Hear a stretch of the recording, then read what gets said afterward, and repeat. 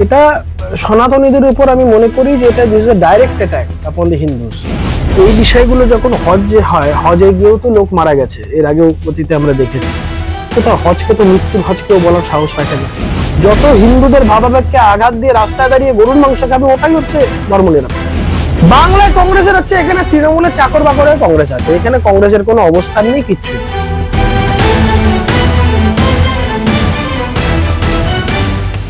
আপনাকে মাধ্যমে স্বাগত। আমরা দেখলাম কমিউনিস্টদের কথা আমরা বাদই দিলাম, কিন্তু আমরা দেখছি এই মহাকুম্ভ নিয়ে এই যে কংগ্রেস থেকে শুরু করে টিএমসি, তাদের এদের একেবারে শীর্ষস্থানীয় নেতৃত্বরা আমরা দেখলাম, মুখ্যমন্ত্রী থেকে শুরু করে আমাদের রাজ্যের, এবং অন্যদিকে রাহুল গান্ধী বা এনারা বারবার বিভিন্ন রকমের আক্রমণ করে চলেছে বা কুৎসা করে চলেছে।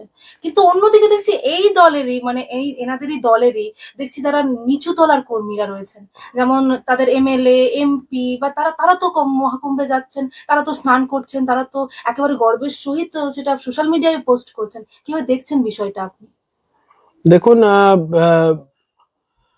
রাহুল গান্ধী কদিন আগে, বেশ কয়েকদিন আগে ওই পইতে পইতে দেখিয়েছিল, জনেওধারী ব্রাহ্মণ টাহ্মণ এসব বলেছিল। তো ওকে তো এই জিনিসগুলো কেউ জানতেও চায়নি। সনাতনী মানুষজন যারা সবাই, দেখুন কুম্ভে কেউ যেতে পেরেছে কেউ পারেনি, সেটা সম্পূর্ণ ওদের প্রায়োরিটির বিষয়, বা অনেকে সময় সুযোগ চেয়েছেও কিন্তু হয়তো পারেনি যেতে। কিন্তু বিষয় হচ্ছে ধর্মীয় আস্থার যেখানে একটা বিষয়, যেখানে এতগুলো মানুষের আস্থা ভরসার জায়গা, সেখানে এইভাবে বিষয়গুলোকে কুলুষিত করা, বিষয়গুলোকে নিয়ে অপপ্রচার করা, এটা সনাতনীদের উপর আমি মনে করি যে এটা this is a direct attack upon the Hindus.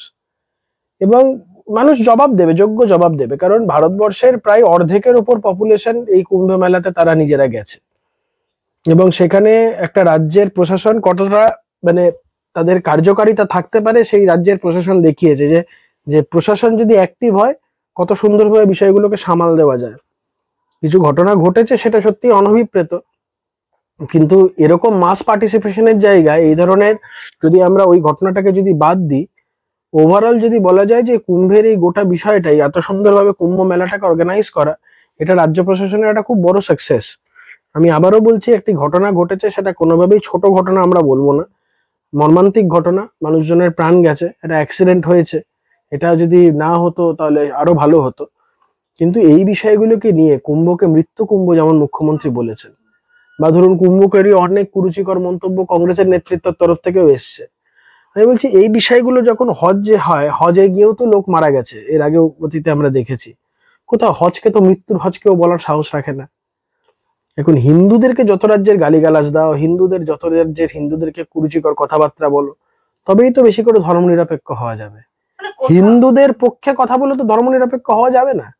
সমস্ত রাজনৈতিক দলের কাছে এটাই তো ভঙ্গিমা, যে হিন্দুদের পক্ষে কথা বললে সেটা আর ধর্ম নিরপেক্ষতা না। যত হিন্দুদের গালাগাল দেবে ওটাই হচ্ছে ধর্ম নিরপেক্ষতা। যত হিন্দুদের ভাব আবেগে আঘাত দিয়ে কুম্ভকে মৃত্যু কুম্ভ বলবে, ওটাই হচ্ছে ধর্ম নিরপেক্ষতা। যত হিন্দুদের ভাবাবেগকে আঘাত দিয়ে রাস্তায় দাঁড়িয়ে গরুর মাংস খাবে, ওটাই হচ্ছে ধর্ম নিরপেক্ষতা। কোথাও অ্যান্টি বিজেপি যে দলগুলো, তারা কোথাও বিজেপির বিরোধিতা করতে গিয়ে হিন্দুত্বকে আঘাত করছে বলে তাই তো করছে সার্বিকভাবে হিন্দু ধর্মকে কালিমালিপ্ত করছে, হিন্দু ধর্মকে নিয়ে উল্টোপাল্টা কথাবার্তা বলছে, হিন্দু ধর্মকে অপমান করছে। ধর্মের উপরে এই ধরনের আক্রমণ, আমার মনে হয় যারা ধর্মপ্রাণ, যারা হিন্দু ধর্মের মানুষজনরা রয়েছেন, যারা নিজেদের ধর্মকে ভালোবাসে, যারা নিজেদের ধর্মকে রক্ষা করতে জানে, তারা এই সমস্ত কুৎসার যোগ্য জবাব নির্বাচনের মাধ্যমে দেবে। কংগ্রেস তো এই করতে করতেই তো আজকে কংগ্রেস ভারতবর্ষের মাটিতে ডেসিমেট হয়ে গেছে। যারা করছেন এই কুৎসা মহাকুম্ভ নিয়ে, তারা তো হিন্দু। আমি তো সেটাই বলছি, মানে তারা কি নিজের ধর্ম বা নিজের যে হিন্দুত্ব নিয়ে কি খুশি নন? কংগ্রেস এগুলো নিয়ে বুঝতে পারবে। কংগ্রেসের বহু লোকজন ইতিমধ্যেই তারা এই নিয়ে ক্ষুব্ধ, এবং বহু মানুষ দল ছাড়বে এই জন্য। যে ধর্মকে যদি আঘাত করা হয় দিনের পর দিন, যারা ধর্মপরায়ণ মানুষজন, তারা যদি কংগ্রেস দলের মধ্যেও যে সমস্ত ধর্মপরায়ণ মানুষজনরা রয়েছেন, তারাও আমার মনে হয় না এই বিষয়গুলো নিয়ে খুশি, এবং তাদের একটা বড় অংশের মধ্যে এই নিয়ে ক্ষোভ দেখা গেছে। কোথাও গিয়ে কি বিজেপি শাসিত রাজ্যে হচ্ছে বা বিজেপি শাসিত সরকার এটা পরিচালনা করছে বলেই দেখো, একটা ধর্মের বিষয়টাকে নিয়ে রাজনীতির সাথে গুলিয়ে দেওয়া তো ঠিক নয়। এই বিষয়টা, এই মহেন্দ্রক্ষণ 144 বছর বাদে বাদে আসার একটা বিষয়, তো সেখানে এতগুলো মানুষের একটা আস্থা ভরসা আবেগ জড়িয়ে, সেটাকে গালাগাল করতে বিজেপিকে যত ইচ্ছা গালাগাল করুক, কিন্তু ধর্মটাকে কেন গালাগাল করবে? এই ধর্মীয় আচার আচরণটাকে নিয়ে কেন উল্টো পাল্টা কুৎসা করবে? উচিত বিষয় নয় এগুলো। কুম্ভ তো একদিনের নয় বা বিজেপি তৈরি করা কিছু নয়, এটা তো হাজার হাজার বছর ধরে চলে একদম আসছে। এর আগে যে বিজেপি সরকারের আগে তো ওই রাজ্যে অন্য সরকার ছিল, তখন তো কি অসুবিধা হয়নি, তখন কিছু হয়নি, শুধুমাত্র বিজেপি শাসিত রাজ্যে না, সম্পূর্ণ এটাকে একটা পলিটিক্যাল এজেন্ডা বানানোর চেষ্টা হয়েছে। কংগ্রেস সরকার থাকাকালীন যখন কুম্ভ, এর আগে মানে এইটা হয়নি, এর আগে যে 12 বছর অন্তর অন্তর যে কুম্ভের যে এটা থাকে, সেটা যখন হয়েছিল কংগ্রেস সরকার থাকাকালীন, সেই সময় দেখা গেছিল বহু মানুষের প্রাণ গেছিল এবং সংখ্যাটা এর থেকে অনেকটাই বেশি। কিন্তু সে জায়গায় যদি কম্পেনসেশন পলিসি বা যা বলি আমরা দেখি, সেটা আজকের যে সরকার, বিজেপি যেটা সরকার, কে রাজ্যের সরকার, তারা যেভাবে বিষয়টা ডিল করেছে, কংগ্রেস সরকার তৎকালীন সময় কেন্দ্রীয় সরকার বলো বা রাজ্যে সমাজবাদী পার্টির সরকার বলো, তারা বিষয়টাকে সেইভাবে ডিল করেনি। কুম্ভ তো আদি অনন্তকাল ধরে চলে আসছে সনাতন ধর্মের। অবশ্য এটা মানুষের, আমি বারবার করে তো বলছি, আবেগ, আস্থা, ভরসার প্রতীক এই কুম্ভ। সেই কুম্ভকে এইভাবে কালিমালিপ্ত করা, সরাসরি ধর্মকে আক্রমণ করা।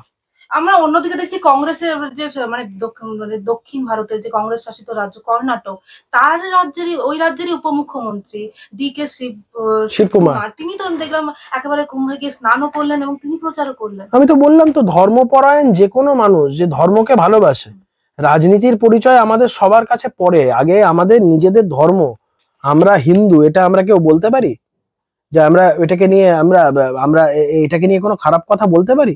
আমরা আমাদের ধর্মকে নিয়ে খারাপ কথা বলবো? রাজনীতির জায়গায় আমি তো দীর্ঘদিন কংগ্রেস করেছি, কিন্তু আমি তো আজ অব্দি কোনোদিন হিন্দু ধর্মকে নিয়ে কোনোদিন বাজে কথা আমাকে বলতে হয়নি। ডি.কে শিবকুমার তো ভালো কাজ করেছেন, ওখানে গিয়ে ওখানকার অ্যারেঞ্জমেন্টের প্রশংসা করেছেন, যেটা সত্যি সেটা বলেছেন। এখন এটার জন্য ডি.কে শিবকুমারের উপর আক্রমণ নেমে আসবে? দুর্দান্ত কথা বলেছেন, born Hindu will die Hindu.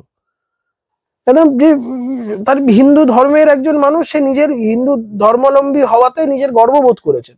এখন এই কথাটা বলার জন্য ওর উপরে শাস্তির খাড়া নেমে আসবে। এই শিবকুমারের সাথে তো অনেক অন্যায় কংগ্রেস করেছে না, একটা সময় গোটা কর্ণাটকের কংগ্রেসটাকে তুলে ধরার পেছনেই তো শিবকুমারের বিশাল অবদান ছিল। তো সেই শিবকুমারকে মুখ্যমন্ত্রী না করা, মানে কোনো মতো একটা ললিপপ দিয়ে একটা উপমুখ্যমন্ত্রী করে রাখা, ও তো ডিজার্ভ করতো মুখ্যমন্ত্রী পদটা।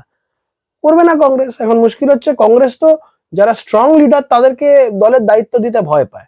কংগ্রেস সেই সমস্ত নেতাদের দায়িত্ব দিতে মানে তাদের মানে মনের মতন হয় বিষয়টা আর কি, যারা ওই লেজ নাড়বে, যাদেরকে উঠতে বললে উঠবে, বসতে বললে বসবে। ব্যক্তিত্ব সম্পন্ন কোনো মানুষের পক্ষে কংগ্রেস দল করা খুব মুশকিল। আমার মনে হয় আগামী দিন ডি.কে শিবকুমারও হয়তো সিদ্ধান্ত নেবেন এই কংগ্রেস দল ত্যাগ করা। কারণ কংগ্রেসে থেকে কোনোদিন মানে মানে স্পষ্টত নিজের ধর্মের প্রতিও জাস্টিস করা যাবে না, নিজের ব্যক্তিত্বের প্রতিও জাস্টিস করা যাবে না কংগ্রেসে থেকে। অন্যদিকে দেখলাম এই যে ব্যক্তিত্ব বা যারা বলছেন যারা শিক্ষিত, মানে তার মধ্যে অন্যতম নাম হচ্ছে কংগ্রেস দলের যিনি প্রধান মুখ, বা প্রধান মুখ নয়, এখন অন্যতম শিক্ষিত যিনি নেতা বলতে গেলে শশী থারুর। তার সঙ্গে দেখছি একেবারে কংগ্রেস দলে যেভাবে সমস্যা দেখা যাচ্ছে বা গন্ডগোল দেখা যাচ্ছে, যেখানে শশী থারুর নিজে থেকে উষ্মা প্রকাশ করছেন দলকে নিয়ে। কোথাও গিয়ে তো সামনেই কেরালাতে ভোট, সেক্ষেত্রে শশী থারুর একটা অন্যতম মুখ ভোটের ক্ষেত্রে।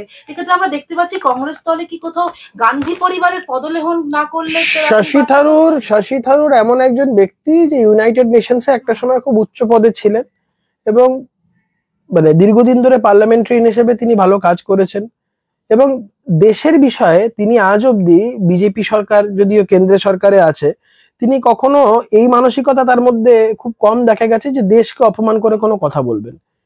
গত কয়েকদিন আগে আমরা দেখেছিলাম আমাদের যশস্বী প্রধানমন্ত্রী মাননীয় শ্রী নরেন্দ্র মোদীজি, তিনি ইউনাইটেড স্টেটসে গেছিলেন এবং সেখানে ট্রাম্পের সাথে তার যে নেগোসিয়েশন করা বা এই নেগোসিয়েশন স্কিলটাকে দুর্দান্ত বলে আখ্যা দিয়েছিলেন শশী থারুর, ভূয়সী প্রশংসা করেছিলেন নরেন্দ্র মোদী। এখন সত্যিটাকে সত্যি বলার জন্য কংগ্রেস তার উপরে শাস্তির খাড়া নামিয়ে আনতে চেষ্টা করছে, তাকে দলের মধ্যে এক ঘরে রাখার চেষ্টা করছে। আমার মনে হয় এই ধরনের মানুষজন যারা দেশহিতে কাজ করতে চায়, কারণ ভারতীয় জনতা পার্টির কাছে আগে দেশ তারপর সবকিছু, যারা দেশ হিতে কাজ করতে চায় তাদের সবার আমার মনে হয় ভারতীয় জনতা পার্টির সাথে একসাথে কাজ করা উচিত দেশের জন্য। কারণ কংগ্রেসের যে চিন্তা ভাবনা সেটা হচ্ছে সম্পূর্ণ, কংগ্রেসের বিষয়টা হচ্ছে দেশকে অপমান। যেমন দেখো না, ওই যে জর্জ সরোসের সাথে গিয়ে মিটিং করা বা এই জিনিসগুলো করা। রাহুল গান্ধী প্র্যাকটিক্যালি আজ অব্দি আমরা জানি না চায়নার সাথে যে ওই সেই সময় চায়না কমিউনিস্ট পার্টির সাথে যে স্বাক্ষর হয়েছিল একটা মিউচুয়াল এগ্রিমেন্ট, সেটার কি সারমর্ম আজ অব্দি আমরা কেউ জানি না। এরা বহু ক্ষেত্রে এমন এমন জায়গাতে দেশের যারা ক্ষতি চায় সেই সমস্ত শক্তিদের সাথে হাত মিলিয়ে এই ধরনের কাজকর্ম তারা করেছে। এদের কাছে ক্ষমতাটা মূল, ক্ষমতায় আসতে গেলে যা যা করতে হয় করতে হবে, তাতে দেশ গোল্লায় যা কিচ্ছু এসে যায় না এদের। ভারতীয় জনতা পার্টির কাছে আগে দেশ, তারপর সব। দাদা, আপনি এতদিন মানে অনেকদিন দীর্ঘদিন হচ্ছে কংগ্রেসের থেকে রাজনীতিটাও করেছেন, সেক্ষেত্রে এখানে একটা প্রশ্ন উঠে যাচ্ছে, মানে কংগ্রেসের কি পরিবারবাদটাই? দেখো, আমি যখন কংগ্রেস ছেড়েছিলাম, আমি আমি আমি গত 28শে ফেব্রুয়ারি গত বছর আমার মানে 1 বছর পূর্ণ হলো দল ছাড়ার। আমি যে রেজিগনেশন লেটারটা লিখেছিলাম, 3 পাতার একটা রেজিগনেশন লেটার, তার মধ্যে স্পষ্টত একটা প্যারাগ্রাফ ছিল। আমি বলেছিলাম, ছোটবেলা থেকে আমরা পড়েছি স্কুলে, আমাদের মরাল সায়েন্সে পড়ানো হতো যে if money is lost, nothing is lost; if health is lost, something is lost; if character is lost, everything is lost. তো আমি বলেছিলাম, কংগ্রেস দল আজকের দিনে তার পলিটিক্যাল ক্যারেক্টারটা হারিয়ে ফেলেছে। Congress has lost it's political character. আমি যখন এই কথাটা বলেছি, খুব সচেতন ভাবে বলেছি। বর্তমানে কংগ্রেস তো প্র্যাকটিক্যালি মানে মুসলিম লীগ হয়ে যাচ্ছে। কংগ্রেস তো মুসলিম লীগ নয়। কংগ্রেস যদি এখন মুসলিম লীগ হয়ে যায়, তাহলে কংগ্রেস ভাবধারার যারা মানুষজন রয়েছেন তারা কি করবে? কংগ্রেস যে বারবার করে যে ন্যাশনালিস্টিক আন্দোলনের কথা বলে বা ন্যাশনালিস্ট আন্দোলনের যে কথাগুলো তারা বারবার করে বলে, সেখানে কি শুধুমাত্র মুসলমান সমাজকে তোল্লাই দেওয়া, শুধুমাত্র হিন্দুদের গালিগালাজ দেওয়া, এটাই কি কংগ্রেসের শুধুমাত্র একমাত্র কাজ? বা দেশের ক্ষতি করে শুধু ক্ষমতায় আসার জন্য দেশ বিরোধী শক্তি যারা, তাদের সাথে হাত মেলাবে, এটাই কংগ্রেসের একমাত্র কাজ? এটা হতে পারে না কখনো। এই যে কানাইয়া কুমারের মতো লোকজনেরা, যারা জেএনইউতে দীর্ঘদিন ধরে বিচ্ছিন্নতাবাদী শক্তিদের সাথে দীর্ঘদিন ধরে একসাথে রাজনীতি করেছেন, যারা বলেছেন দেশ তেরে টুকরে হোঙ্গে ইনশাআল্লাহ ইনশাআল্লাহ, যারা হচ্ছে গিয়ে আতঙ্কবাদী তাদের পাশে দাঁড়িয়ে, যারা আফজাল গুরুর সমর্থনে যারা করেছেন, তাদের পাশে কংগ্রেস দাঁড়াচ্ছে। সেই সমস্ত লোক, তোমার ওই কানাইয়া কুমারের মতো লোক, তারা আজকে কংগ্রেস দলের লোক, কংগ্রেসের সম্পদ হয়ে দাঁড়িয়েছে। তো এটা কংগ্রেসের ক্ষেত্রে আমার মনে হয় এই জন্যই কংগ্রেস দিনের পর দিন একটা দীর্ঘদিনের একটা এত প্রাচীন একটা পার্টি, তারা আজকে প্রায় সর্বস্ব খুইয়ে একদম তাদের একদম যা-তা পরিস্থিতি। ভারতবর্ষের মানুষ প্রত্যেকটা নির্বাচনে, বিগত 3টে নির্বাচনে কংগ্রেসকে আউটরাইট রিজেক্ট করে যাচ্ছে। তো এটার তো কারণ তো আছেই অবশ্য। বাংলায় বর্তমানে কংগ্রেসের অবস্থান নিয়ে কি বলবেন? মানে আমরা দেখছি বাংলায় কংগ্রেসের হচ্ছে, এখানে তৃণমূলের চাকর বাকরে কংগ্রেস আছে, এখানে কংগ্রেসের কোনো অবস্থান নেই, কিচ্ছু নেই। সেদিনকে দেখলেন না, শুভঙ্কর সরকার ছিন্নমূল সভাপতি এই রাজ্যের কংগ্রেসের, কাঁদতে বসেছে প্রায় যে কেন জোটটা ভাঙলো, হাতে পায়ে ধরে যদি 2-4টে সিট পাওয়া যায়। আর মুশকিলটা হচ্ছে, কংগ্রেস তো এই সমস্ত নেতাকেই এই রাজ্যের দায়িত্ব দিয়েছে, বা সেই সমস্ত রাজ্যে যারা কংগ্রেস, যেখানে অন্য কোনো দলের সাথে যেখানে তাদের দয়ায় বেঁচে আছে, এমন এমন লোকেদের দায়িত্ব দিয়েছে, যাদের কাছে কংগ্রেস বাড়লো চাই না বাড়লো, কংগ্রেসের কর্মীরা তারা বাঁচলো মরলো, কিচ্ছু এসে যায় না তাতে। তারা নিজেরা কিভাবে তাদের নিজেদের আখেরটা গোছাতে পারে। আর দিল্লির কংগ্রেসের নেতৃত্ব দেখছেন, মমতা বন্দ্যোপাধ্যায়কে চটিয়ে কিছু করা যাবে না, মমতা বন্দ্যোপাধ্যায় তাদের সমর্থন দেবে, তারা সরকার করবে, এই স্বপ্নে তারা আছে। ইন্ডিপেন্ডি সব তৈরি করেছে না। এখানে পশ্চিমবঙ্গে কংগ্রেসের কর্মীদের মেরে চাল চামড়া গুটিয়ে দিচ্ছে তৃণমূল, আর ওখানে রাহুল গান্ধী হাসি মুখে অভিষেক ব্যানার্জি, মমতা ব্যানার্জির পাশে বসে চা বিস্কুট খাচ্ছে। তো এখানে কংগ্রেসের কি ভবিষ্যৎ থাকতে পারে? শূন্য থেকে মহাশূন্য চলে যায়। 21 সালে বিধানসভাতে শূন্য হয়েছে, লোকসভাতে কোনো মতে মমতা বন্দ্যোপাধ্যায়ের দয়া, ওই একটা সিট যেটা পেয়েছে ওটা তৃণমূল কংগ্রেসের দয়াতেই পেয়েছে। তৃণমূল কংগ্রেসের ওই নিজেদের একটা ইন্টারনাল ফ্র্যাকশন ছিল। তাও বলবো, ঈশা খান চৌধুরী লড়াইটা করে তৃণমূল কংগ্রেসের বিরুদ্ধে। মালদার যারা কংগ্রেসের যারা আছে, ঈশা খান চৌধুরী, মোস্তাক আলম, এরা তৃণমূলের বিরুদ্ধে লড়াইটা করে। এদের প্রতি আমাদের শ্রদ্ধা আছে, তৃণমূলের বিরুদ্ধে লড়াইটা করছে। মুর্শিদাবাদ, মালদা, তারপরে যেমন ধরো তোমার উত্তর দিনাজপুরে আলী ইমরান ভিক্টর, এরা লড়াইটা করছে। দলের বিভ্রান্তিকর একটা অবস্থান, সেটার জন্য তারা সাফার করছে। আমার মনে হয় এদেরও সামনে এগিয়ে সেই কথাগুলো বলা উচিত। আগামী নির্বাচনের আগে এদেরও বলা উচিত নো ভোট টু মমতা। তাতে করে গিয়ে আলটিমেটলি মঙ্গল হবে কংগ্রেসের। তৃণমূলের সাথে জোট করলে আলটিমেটলি কংগ্রেস 2-4টে সিট পেতে পারে, কিন্তু কংগ্রেসের ভবিষ্যৎ একদম রসাতলে চলে যাবে। কিন্তু কংগ্রেস যদি এখনো অব্দি এগিয়ে সেই কথাটা বলার সাহস রাখে, নো ভোট টু মমতা, তাহলে বোধহয় কংগ্রেসের মঙ্গল হবে। আমরা দেখলাম কয়েকদিন আগে সিপিএম এর রাজ্য সম্মেলন হয়ে গেল ডানকুনিতে। এই বাংলায় বিরোধী রাজনৈতিক দলগুলোর অবস্থান নিয়ে কি বলবেন? আগামী 1 বছরের মধ্যে তো ভোট, কোনো অবস্থান নেই সিপিএম এর। দেখো, সিপিএম এর নেতা বিকাশ রঞ্জন ভট্টাচার্য রাস্তায় দাঁড়িয়ে গরু খেলো। সিপিএম এ এটা নিয়ে কোনো বক্তব্য আছে? নেই। সিপিএম এর এই মমতা বন্দ্যোপাধ্যায় কুম্ভকে মৃত্যু কুম্ভ বললো, সিপিএম এর কোনো অবস্থান আছে? নেই। এই দিনের পর দিন বাংলাদেশে হিন্দুরা নির্যাতিত হলো, সিপিএম বলছে যে মুসলমানরা মারছে, হিন্দুরা মরছে, এই কথাটা বলছে। ভাষা ভাষা মৌলবাদের বিরুদ্ধে একটা মিছিল করে তারা দিল। তো ওসব করলে তো হবে না, স্পষ্ট তো বলতে হবে। এবং এ রাজ্যে সিপিএম কিভাবে কাজ করছে? সিপিএম তো বিজেপির ভোট কেটে, হিন্দু ভোট কেটে তৃণমূলকে সুবিধা করে দিচ্ছে। সিপিএম যেদিন এই রাজ্যে দাঁড়িয়ে নো ভোট টু মমতা বলতে পারবে, তারপর থেকে হয়তো সিপিএম এর কিছুটা হলেও মানুষের আস্থা ফেরত পাবে। কিন্তু যতদিন না সিপিএম এই রাজ্যে নো ভোট টু মমতা বলছে, ভোটের আগে সারা জীবন সারা বছর ধরে আন্দোলন করবে, ভোটের আগে নো ভোট টু বিজেপি বলবে, মমতাকে সুবিধা পাইয়ে দেবে, মমতা বন্দ্যোপাধ্যায়কে সুবিধা পাইয়ে দিয়ে এই করতে করতে তো সিপিএম আজকে শূন্য হয়েছে। এরকম যদি চলতে থাকে সিপিএম শূন্য থেকে মহাশূন্যে চলে যাবে।